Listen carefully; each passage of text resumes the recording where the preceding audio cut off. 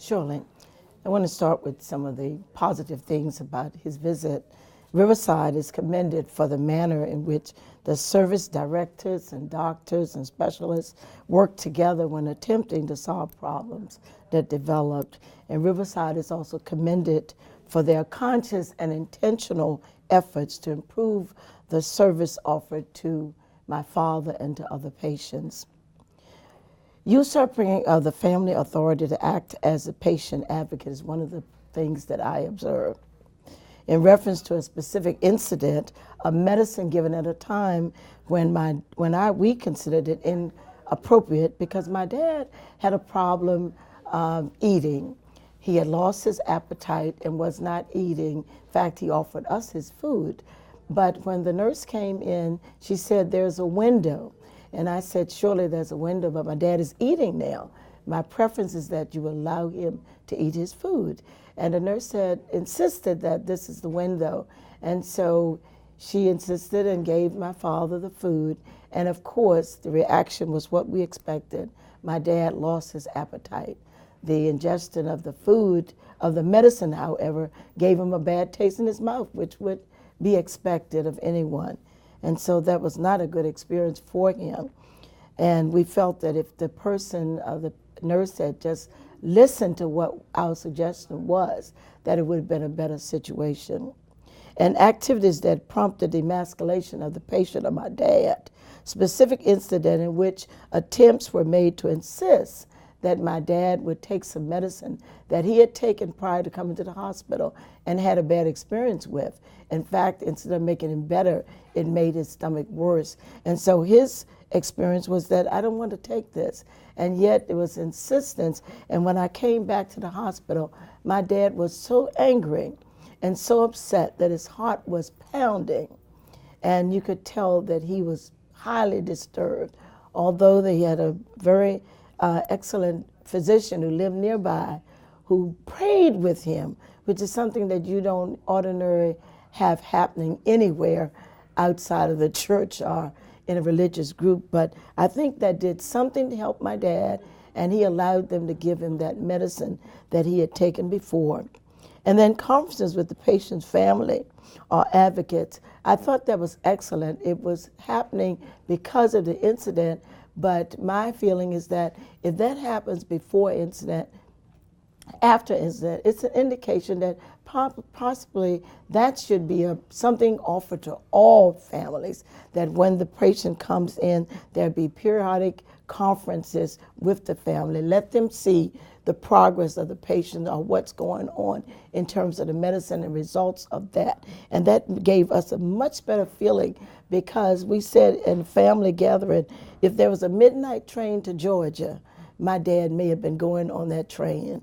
But we prayed about it, we talked about it, and the next day we were willing to hear from the staff, and they did do a marvelous job of talking with us and letting us know what was going on with my dad. And one issue is, and it goes back to the other, compassionate and respectful care. As we do in education, you don't have to love the children that you're working with, but you need to care for them. And I didn't see that at all times because people were coming and going that didn't seem like they were operating in their call. And there's a difference between going to work and going to a work that you were called to. And in some cases, people need to understand if you're not called to that job, that's when you get the headaches. That's when you have the misery. That's when you're stressed out and you don't want to do it anymore because it's really not your call area. And all of the persons, like those who came in, you could tell that this was the area that God wanted them to be in, that they should be in to give service to persons. So I expected compassionate and respectful care because it's paramount to the healing of all the patients at all times. And the availability of the staff members. Reference the patients was without a health promoting intravenous feeding or medicine for more than 6 hours. I know the hospital's going through renovation, but my dad was put in an area that I felt that he was just neglected for that time, and yet we were told that he had to have this intravenous feeding, intravenous medicine. And then at several times, his needle would come out, and just like me, my dad did not like to have needles put into him. And at the same time, they were given the IV. They would put the medicine on this side and wrap it around my dad, and I had to be the one to make the observation that this is not the right position, but I was told that that's where the stand was. Well, move the stand on the other side, because here you have a person 94 years old who may just move and mess up, or the thing may be around his neck. And so we felt that that was a time that certainly what we had to say needed to be listened to. And finally, I want to say that the therapists, the nutritionists, they consulted, and they were very helpful in remediating the problems, and they just went beyond what was expected, and being working with our family, seeing that my dad had the best of care. And the great thing about it is my dad at 94 years old was able to leave this hospital, sit down and learn to walk with a walker. He learned to walk with his cane again. And at times, my dad was walking alone until he had the massive stroke. And he had an opportunity for 3 months to enjoy his children, his grandchildren, his great-grandchildren, and even to go out into the restaurants and have people to thank him for his service. So we're really grateful to the care that was given by Riverside Hospital, but we hope that those observations can be and will be used to help for better care for incoming patients. Most definitely, upon my dad, most definitely. Yeah, and the activity was forced upon us. And if the person had just thought for a moment, rather than, we say you do what you're told to do, as opposed to thinking. And the person did not think it through. In fact, it was the last quarter of the window. And so if you waited for 3 quarters, why can't you wait for just 5 more minutes and let Dad eat? And he had enough appetite to ingest some of the food, and the interruption caused him to just lose that appetite.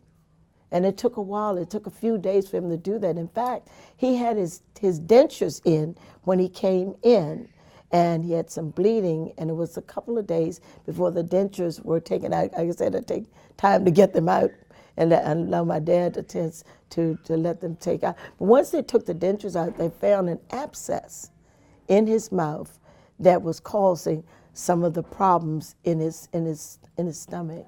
Wow. Yeah, and causing him to be uncomfortable as well.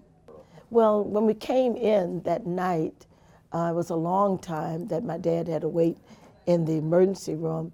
He was given care, and they were running tests. One thing they did listen to in the emergency room is that my dad was 94 years old, and they said they wanted to do the, catheterization. And I said, could you please wait?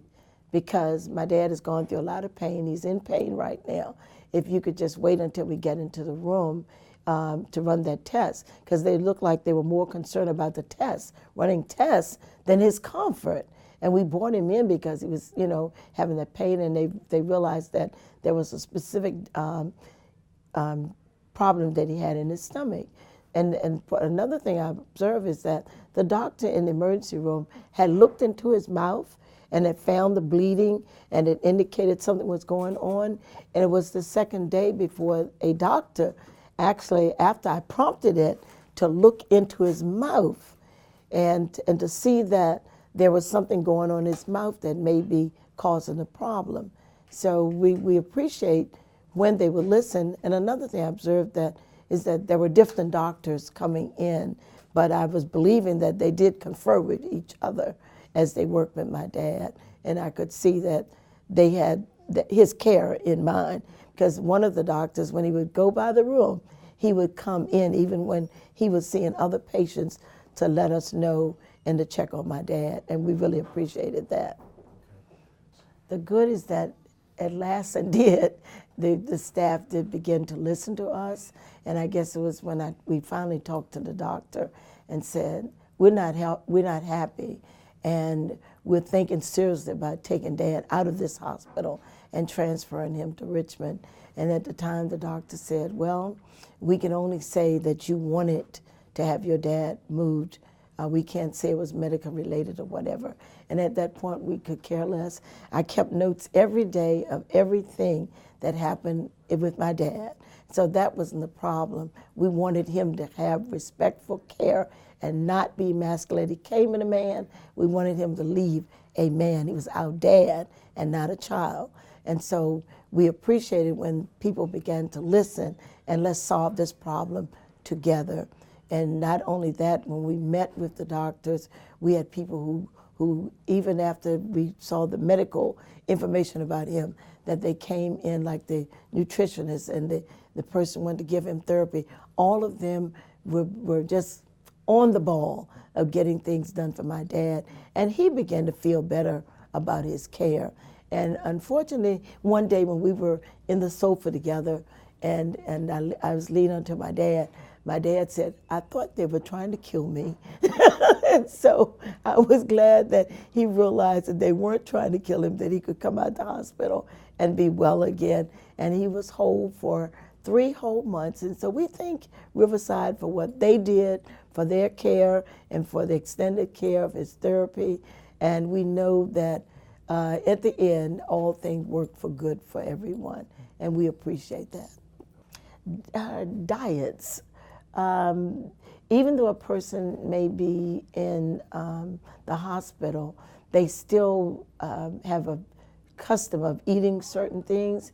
And my dad, because of the pain in his mouth, he wasn't able to do the things that he did. But he had some things that he loved to eat. And when we introduced like potato soup, he was able to eat that. And even though he didn't have his dentures in, there are older people who can eat foods they like and get the nutrition from it, even without having their dentures in. And so that was one of the things that we observed, that it made him feel better when he was able to get something that he liked rather than what he called baby food. He didn't want that baby food, and the nutritionist was very excellent in being sure that he had the things that he could eat and not have the things that would cause him a problem, because he and the whole family, a lot of us, are lactose intolerant, and so that would cause him to have more problems. And so we thought that that was taken care of in a very respectful way, and we appreciated that. After that, we had people, at the door all the time asking, what can we do? And that was continuous until he left. And so that was really appreciated. Okay. Please. The patient was my husband, John. On August the 27th, I believe that was a Sunday evening, he came to me with severe back pain. We have a summer home over in Farnham, Virginia. It's not far. It increased, it got worse, and I did call 911. He was withering with pain and got weak in the knees, had difficulty getting up, walking. Rescue came, they checked him out. He had elevated blood pressure. Nothing of anything else. We all thought maybe kidney stones. It kind of presented that way. He refused transport, wanted me to bring him into the ER, so which I did. Upon arrival, I signed him in, and your waiting room was quite full. And his pain was getting worse. He was agitated. I did let them know how he felt, and I was told, these people had been here 3 to 3.5 hours, have a seat. Well, that sort of was not a good thing to hear. I didn't want to hear that. His pain escalated. I went to them again, and it was no response. I would just have to wait. Finally, triage called us in, and I must say, I was taken back by the look of this professional. They were not professional. The appearance of the person? appearance I'm sorry, and the attitude. I tried to tell them my husband has an internal defibrillator, and I felt that was important. He didn't want to hear that. Put a cuff on him. It didn't work, and he just said, "Oh, this doesn't work. You'll get your blood pressure taken when you go to a room." And I'm thinking, okay. Did take his temperature. I began to tell him John's medical history. He said, "Well, I don't have any spaces for that to put in." And John has low heart function. He has ventricular tachycardia. He has atrial fib. And he's on medication, plus this internal defibrillator. He was not interested. I tried to give him a list of medications. He says, "No, the nurse will take that." Wouldn't take it. So John was getting worse. And I said, "You know, his pain's an 8, a 9. Well, everybody that comes in here tells me they are a 10. You have to go out and wait." Well, by then, I was looking at him like he had 6 heads. That, to me, was unacceptable. You know, John's just saying, "Let's go sit down." So he couldn't sit, he couldn't stand, he couldn't lie down. I went back to the desk, made the comment, had he come in by rescue, perhaps they would have seen him. And I was told, no, they would have taken that patient out to the waiting room, someone that had come in by ambulance. You know, what I was hearing things that I had never heard before. I'm from Richmond, so I'm not used to that. John had been here several years back with an injury. We didn't have any of this problem. So anyway, he got worse. So I went up and requested your night supervisor or whoever.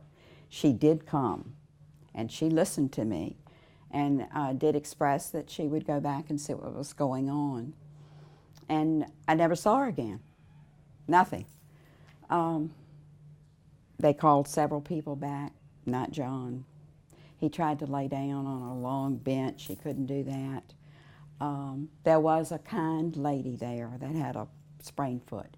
They called her before him, and she said, "No, I refuse. You take this gentleman. He's in pain."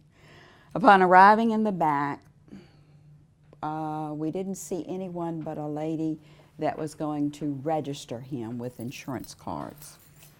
And John got ill, vomiting. And I said, "You get a doctor now," which she came. Nurse came. Prescribed anti-nausea, pain medication, wanted him to go for a scan. Meantime, no blood pressure cuff was put on, nothing. We got no medications. We did get anti-nausea, I believe, because he was quite ill. They came for a scan, took him, brought him back.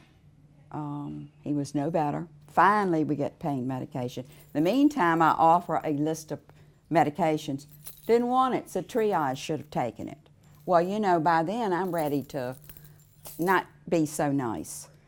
The physician had ordered another scan with contrast, and he had to drink this liquid every 15 minutes. Well, the last 15, I had to go get the nurses. You're 10 minutes over. Anyway, so finally we get that done. The young lady comes to get him for a scan, goes over medical history, and says, "I see he has a blockage, a heart blockage." I said, "No, he doesn't."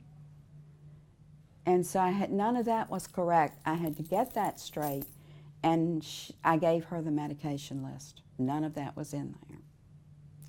So he goes, he comes back. They can't find anything. They don't know what it is. The doctor comes in, tells me, perhaps it's viral. Well, I didn't want to hear it was viral. He was no better. Anyway, we leave around 6 o'clock Monday morning, somewhere in that time frame, and go back to our summer place. He's quiet. Pain medication had kicked in. Then we went home, to our home, and saw a primary. On that Wednesday, that was a Monday, we went home. We got into the primary. He had gotten a little better, but it started again.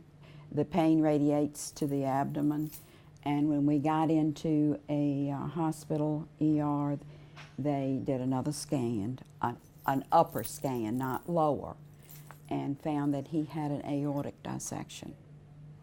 So he was immediately transferred to a different hospital under the care of a cardiovascular surgeon and a vascular surgeon.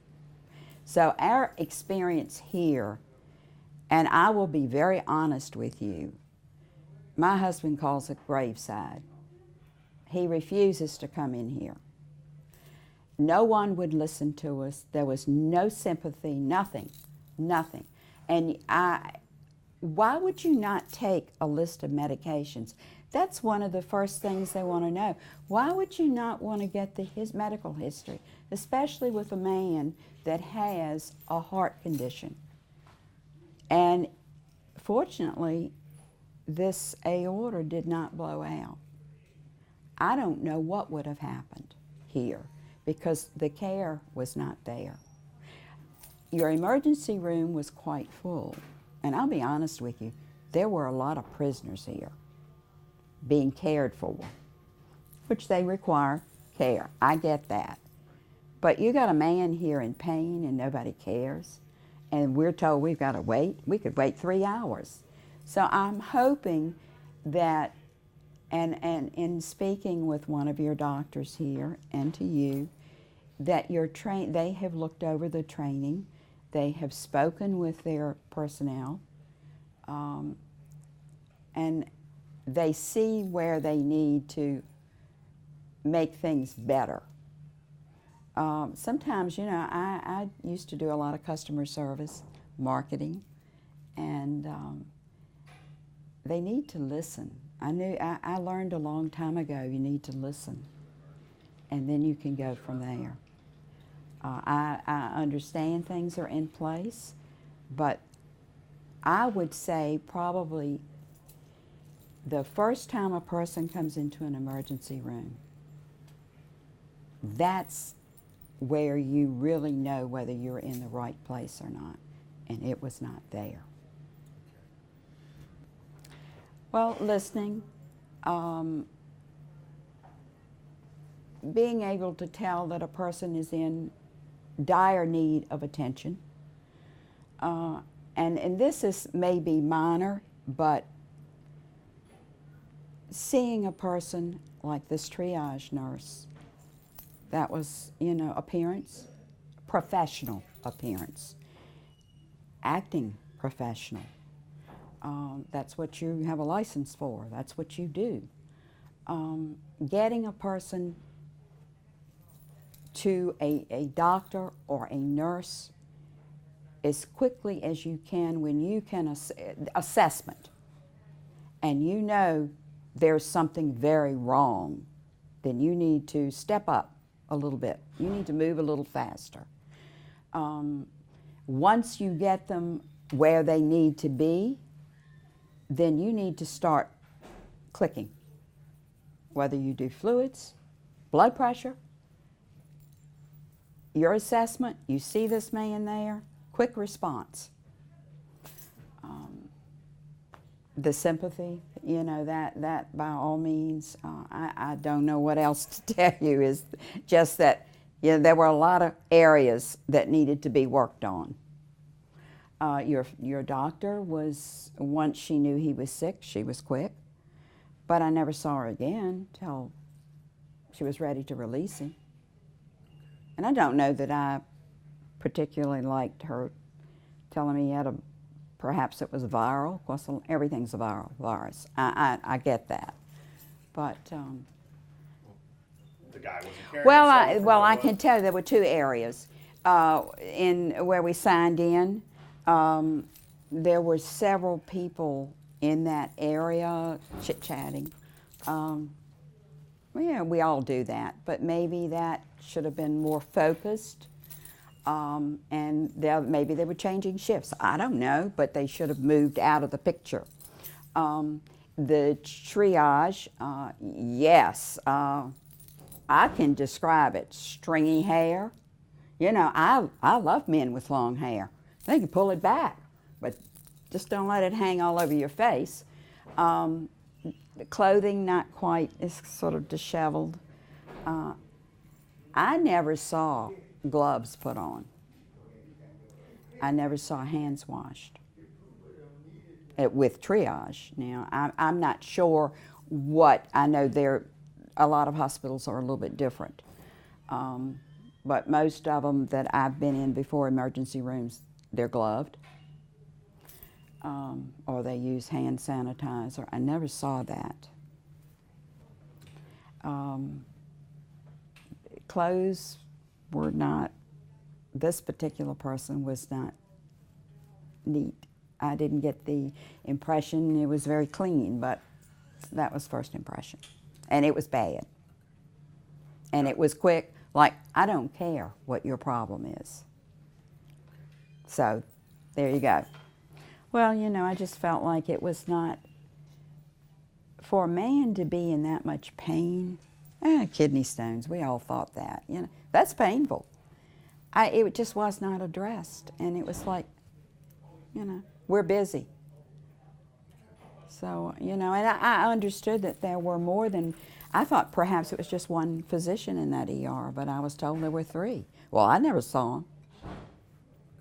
Yeah, you know, we come over here to the infusion center and all, and going back over some different problems, you know, I met with the hospital administrator to discuss some of the problems and issues, not necessarily just the problems, but issues that we encountered. And let's start with one that I spoke to her about, and she was very gracious to get in contact with Dr. Dunn, who oversees basically the doctors within, you know, the hospital administration and the area. But it was in reference to my wife was having chest pains, severe chest pains, and so she would go to the different doctors, you know, for a knee thing or this or that, and tell them about the chest pains, and they said, well, take some Pepsid, you know. And so in talking to the hospital administrator, I told her we need to change that protocol, because it came to find out when she was having severe chest pains at home, I immediately called over to the doctor and said, I'm bringing her in and I want you to do an EKG. And she was having a heart attack.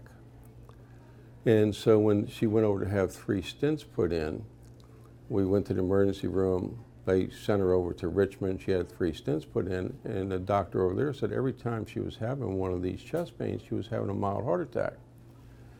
So Dr. Dunn was going to talk to the other doctors at the hospital about changing the protocol a little bit. You know, when somebody comes in and mentions they're having chest pains, let's just not assume that it's acid indigestion. Let's maybe get a EKG, which is a 5-minute procedure basically, just to be sure that they're not having a heart attack or there's some other issue.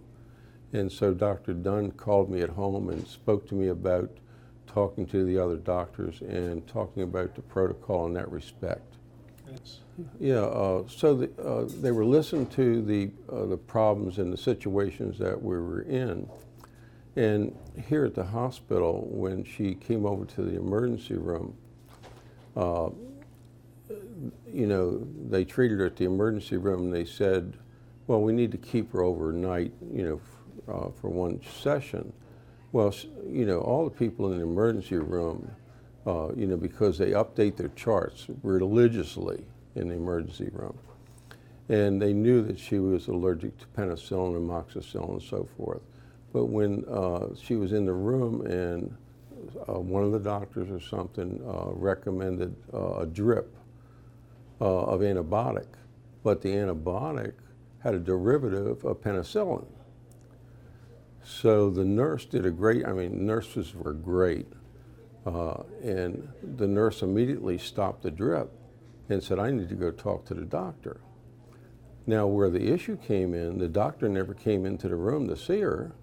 The doctor said, just slow the drip down.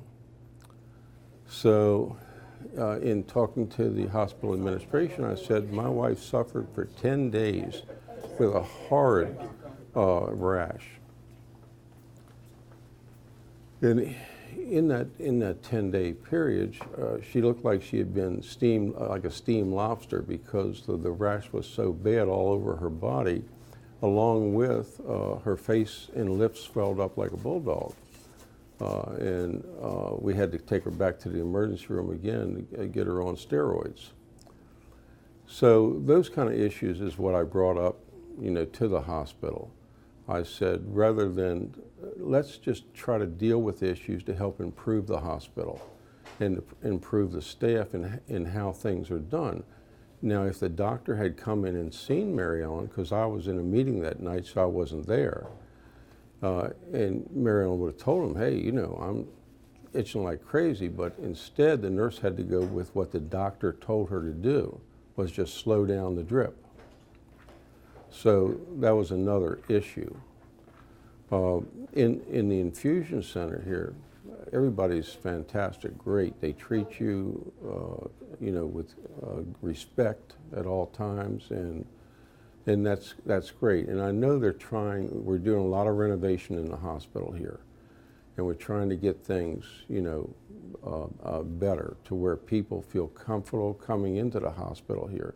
And so I'm just trying to help along. Like I say, I know 3 members that are on the board of directors here, and they're all great people. And I mentioned it to them, about some of the situations, and they were going to talk to the administration and get some clarity on some of the things, So I didn't have, it was just issues that came up that you try to improve on.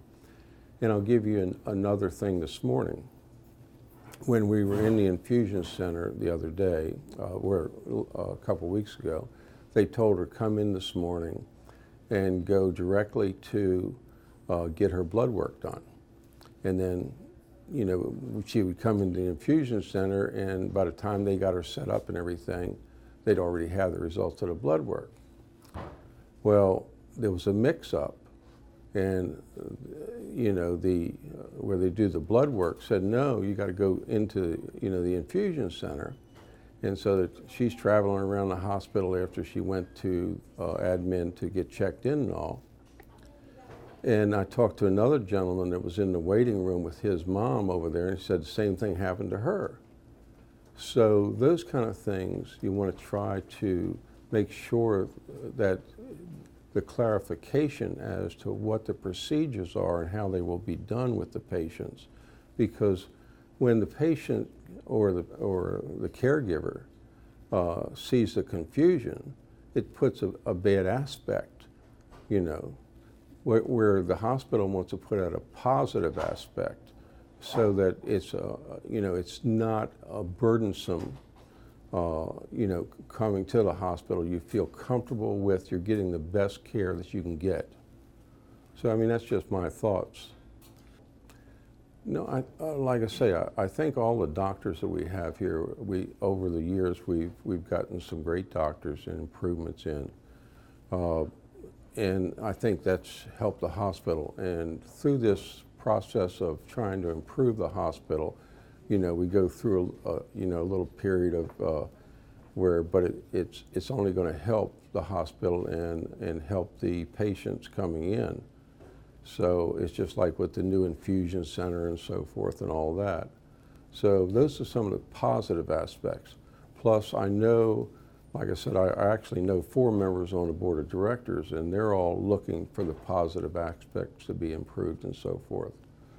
So I didn't have a problem per se with the hospital, but just with the circumstances and the issues and the protocols that we give to the doctors and nurses here to put on a good face to the public.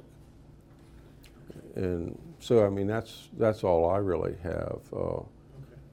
I appreciate that the hospital administration took the time to contact me back, to have Dr. Dunn contact me at home and say that he was going to meet with the other doctors, and she was going to go through detail with what happened with this derivative that was given to my wife and the pain and suffering that she went through, and so that it wouldn't happen to another patient. So First and foremost, we are all centered around our mission of caring for others as we would care for those we love. And that mission statement resonates so much with each one of us. You can see it in people's intent, right? And warm heart and wanting to do the right thing. So it's been really striking for all of us as a team to hear people's stories and to listen to their experience. So when they come to our hospital, they come to our emergency room, inpatient, outpatient areas, and they call and they say, you know, this is not what I expected.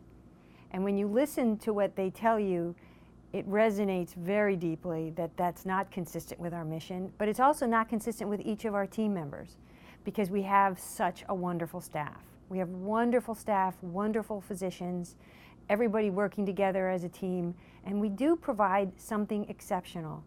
So when you hear these stories, what I'm struck by is that they're inconsistencies, and they are certainly not aligned with what our intent is. So it's an opportunity for us to hear from our patients and their families what their experience was. And it's an opportunity for each of us to step back and say, what is my part in this? How can I make a difference? How can I make it great?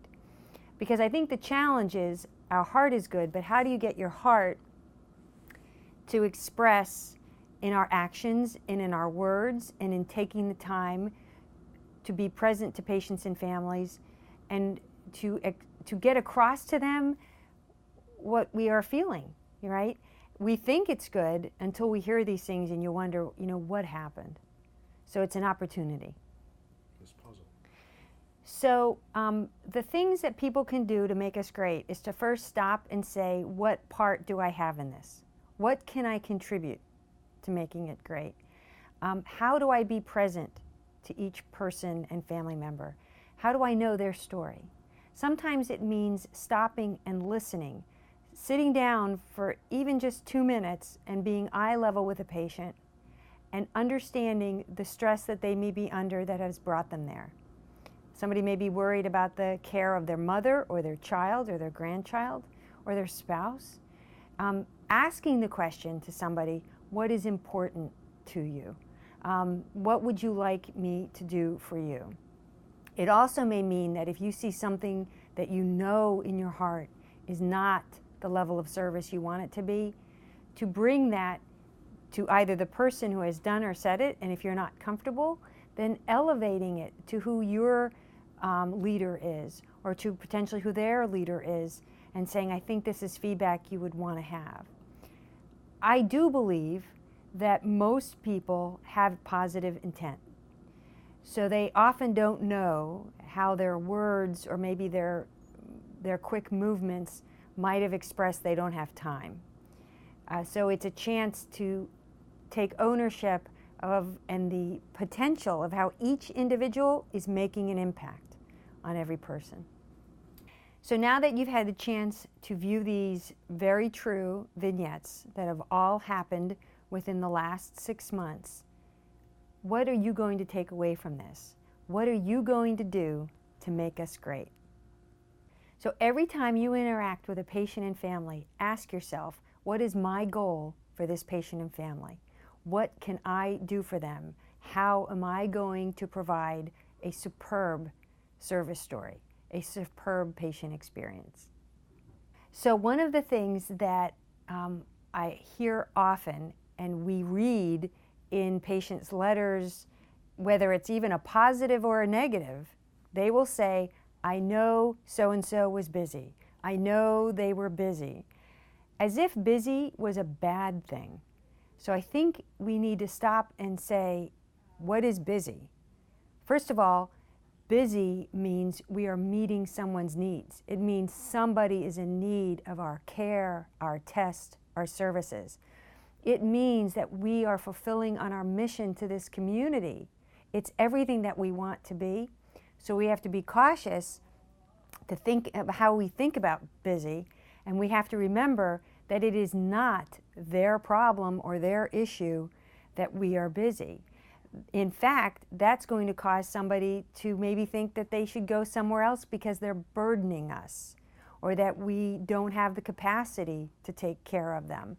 To say to somebody we are short-staffed, or to say, oh, the wait is 2 hours, you're going to have to sit over there and wait, is not acceptable.